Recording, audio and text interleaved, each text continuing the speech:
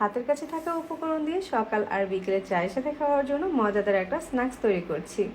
প্রথমেই আমি এখানে কয়েকটা আলু সিদ্ধ করে নিয়েছি আর একটা ডিম সিদ্ধ করে নিয়েছি। ডিমটাকে গ্রেট করে নিয়েছি, তারপর আলুগুলোকেও গ্রেট করে নিচ্ছি।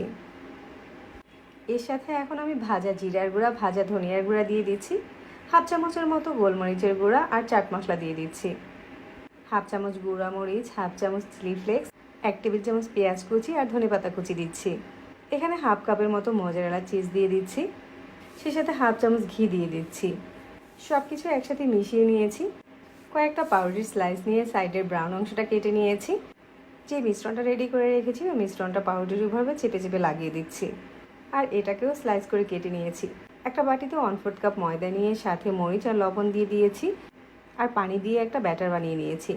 ব্যাটারের ভিতরে স্লাইসগুলোকে চুবিয়ে ব্রেড ক্রাম্ব দিয়ে কোট করে নিয়েছি। গরম তেলের ভিতরে ছেড়ে দিয়েছি আর উল্টে পাল্টে মচমচে করে ভেজে নিয়েছি। সবসময় একঘেয়েমি স্ন্যাক্স না বানিয়ে মাঝে মাঝে চায়ের সাথে এরকম একটা ডিফারেন্ট স্ন্যাক্স বানাতেই পারেন। খেতে কিন্তু ভীষণই মজার হয়।